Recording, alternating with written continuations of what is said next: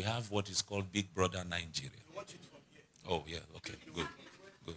I feel sometimes that our brains, I'm not among that their brains have been fried. A married woman was in the show, and another man was touching her body. Reverend K, I love you, sir. So, guys, Reverend K is at it again, no? Like as usual. But should I say this time around, what he's saying truly has points. He has points in what he's saying. Definitely, today is Big Brother's eviction night. Okay, so many people will be watching, and so many people will be commenting. Okay, yeah, I know. But most especially, I don't know what Christians are doing on that show. I was once I was once watching Big Brother, especially in 2020, I watched Big Brother. But when somebody is growing, you begin to know something. Even the atmosphere there, do you think is of the Lord? Where you see so many immorality in the same place. Light and darkness cannot be together. So in this video, he tells a story about a married woman that was even watching Big Brother. Like so many people, like even married people, single people, devil is very wicked. One thing about devil I know is that devil will not come and tell you that he's devil. Okay, he will come in a subtle way. Just start with the games. Their games are okay. Now, when you start watching the game, from there you move to another one. You move to their some. Do you know some people, even some Christians, some who call themselves born again Christians, even watch their night party. Those night party, I I would say they are demonic because Christ is not there. Yeah, light is not there, and the whole Big Brother show. I mean, it's a no-no to me. As Christians, we are not supposed to get involved with this Big Brothers thing. Okay, guys, you guys have to hear what Reverend Kesiena said for yourself. Hear this now and know peace. It's going to die. Young people, I say this to you for free. If you do not die to the world, you do not die to Satan, you do not die to self, there's not much God can do with your life. That's what Jesus was saying. You must eat my flesh and drink my blood. That means the same sacrificial death that I have to go through, you too must die. You must go to the cross. You must take your pride to the cross, lust to the cross. You must take your lasciviousness, your licentiousness, you must take it to the cross. It is through the body of dead men that the rivers of the Spirit flow. That's why it seems as if we can have exciting times in the church building, but we cannot express God on the streets. Sure, you know, dear brother, that if we bring lamps, lamps, lanterns. I don't know if we have those kind of things in Ghana. Kerosene lamps with a wick. Good. Now you know that if you bring into a dark room maybe 100 lamps, and 99 of those lamps have light in them in the dark room, it will be difficult to tell which one is not lit. Are you aware? Because all the other 99, because of their light, it will not be obvious that one of the lamps don't have light. But by the time you begin to isolate them, it becomes obvious it's not lit. What happens when we come into the corporate building is that those who have something with God, as their oil flows, it overshadows those who have not built anything with the Lord. The true condition of their lives are now exposed when they are alone. When they are alone. And this is why when you find Christians alone, What they do when they are alone is what really defines who they are. So I'm saying to you in City of Consecration Ministries, all of us that are here this morning, your secret life is more important to God than your public ministry. Your secret life. What do you do when nobody is watching? And I'm saying to you that the true picture of your secret life will be tied to the depth of your death that you have died. Some of us, what is affecting us right now is our mobile phones. We are slaves to our mobile phones. My God, my God. If you know the way I hate that thing called entertainment, I hate it. You know, it's not as if I think that life should be boring. But I found out that Satan is very wise. You can call Satan many things, but he's not foolish. Satan has built a system so solid that even the Christian cannot live without Satan's system. Jesus. It's so solid. So even the Christian does not like the system that God has built. He chases after what Satan has built. And you see, Satan did not start that temptation with our generation. Even when Jesus appeared, one of Jesus' temptations in Matthew chapter 4 was that he took Jesus to a high mountain. And he showed him the kingdoms of the world and the beauty, man of God, the beauty. The beauty. Babylon is very attractive. Without the attraction, seduction is not possible. Did you not read in James? He says, every man is tempted when he is what? And drawn of his own lust and is enticed. So the strength of Babylon is in his pool. It draws you. It draws you. I don't know if you people have those kind of shows in Ghana, but we have what is called Big Brother Nigeria. They watch it from here. Oh yeah, okay, good. They watch it. How do you sit down to watch something that you know is not real?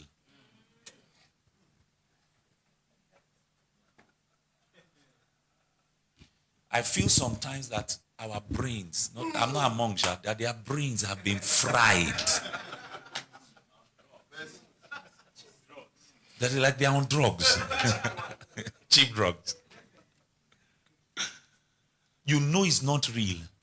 That this thing is acting. They gather some people in one house that they are going to be there for I don't know how long, maybe 4 weeks or whatever. And then you are sitting down watching it and even running commentaries and being entertained. You know this thing is not real. You know this whole thing has been programmed to steal your affection, to steal your attention, to steal your time. And yet you are exchanging your hard-earned value for Babylon. I don't care what the world does, but I get sick when I see Christians doing it. A show that is clearly promoting immorality, promoting infidelity. At one time, a married woman was in the show. Yes, a married woman. One time. A married woman was in the show. And another man was touching her body. To you, it might just seem like they are just doing entertainment. No. They are sending a message. Satan is telling the world that marriage is not important. That the values that God has ordained for marriage, you can play around with it. If a married woman, because I don't know how much the prize money is, because of some hundreds of thousands of dollars, can sacrifice the covenant of marriage. What the message is sending to a generation is that there's nothing you can do for money. You can even turn your back against God for money. So the strength of Babylon is in the beauty. So you see a Yahoo boy driving a Mercedes. Why do they go for the flashiest of cars? It's so that when you see their lifestyle, you will envy it. It's a message. It's programming. It's programming. So you are now growing up in church and you are envying a thief. Jesus. A thief. A Christian boy can be in church crying that, oh Lord, I've been serving you for 5 years. I've not been able to buy a car, but this Yahoo boy is driving a car. Bro, you are envying a thief. A thief. There's no difference between you and that thief. You should be in prison.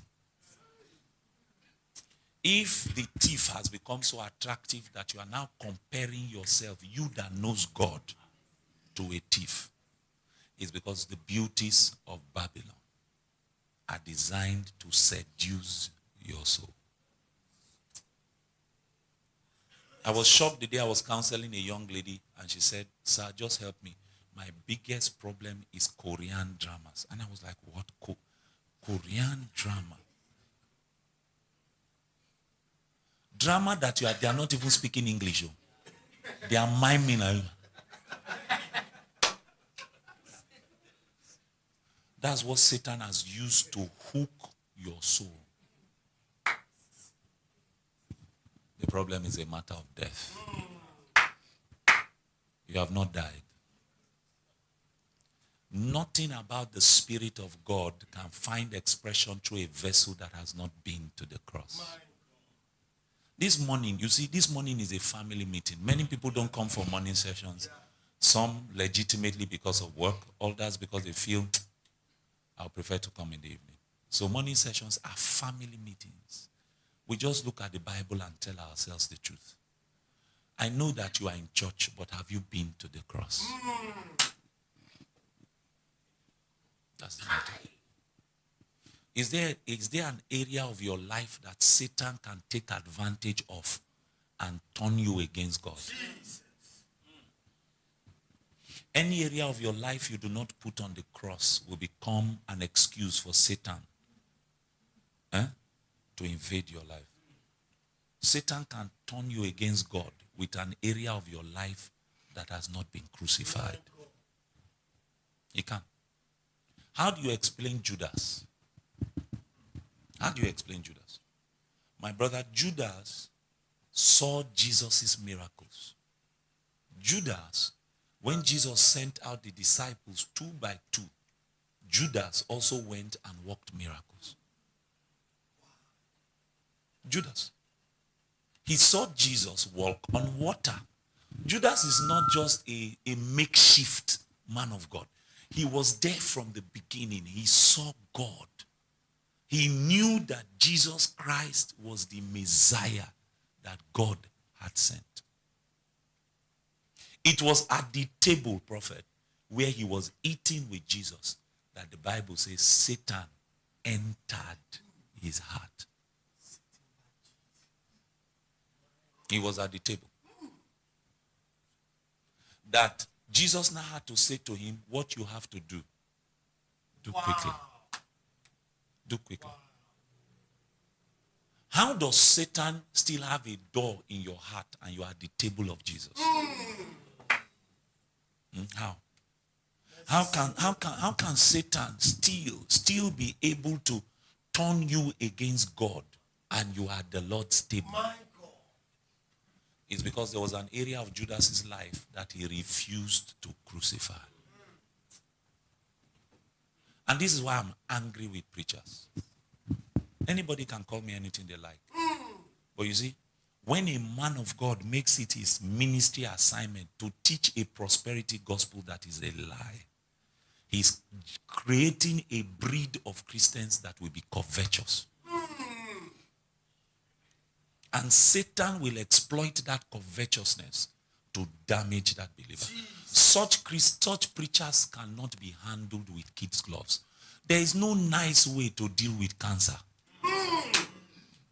There's no nice way. You say, it's the way he said it. What concerns me with the way I said it? You are looking at cancer, you want to pamper cancer. The only way to deal with cancer is a deliberate surgery. It's either you kill the cancer or it will kill you. It will kill you. But a lasciviousness has entered into the body of Christ because any preacher can just stand up and say that it is poverty that led Jesus to the cross.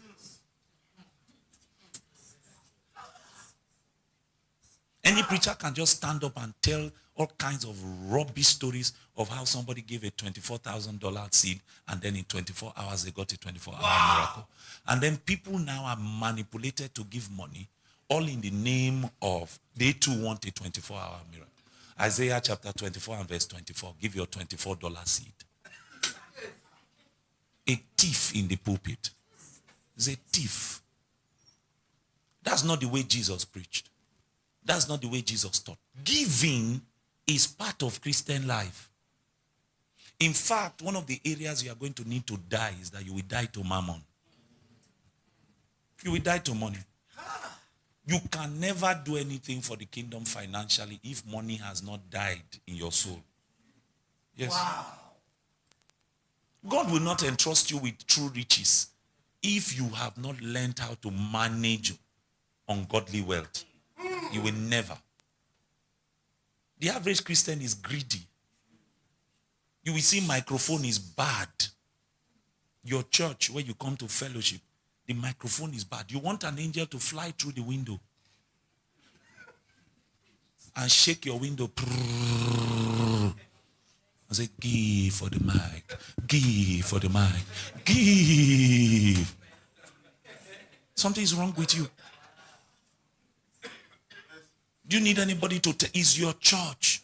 You don't need any special. If that is where you labor with Jesus, if the mic is bad, you don't need the pastor to come and announce microphone, microphone, microphone, microphone. You can see that we need something. The reason God does not put that burden on your heart is that mammon is your God. You are so in love with money, you can't make sacrifices. When money enters your account, the first thing you are thinking about is how to eat in a restaurant, how to change your shoes. You are not thinking about, why did God send me this money? Why did God send me this money? When I teach giving, it liberates a lot of people. Because we are building now in my place, we are building our permanent structure. And when I announce to the church that people should give, I tell them, if you are not led to give, you are not wrong. Thanks for watching our video. Do well to subscribe, like, and share. See you in our next video. Bye. I love you.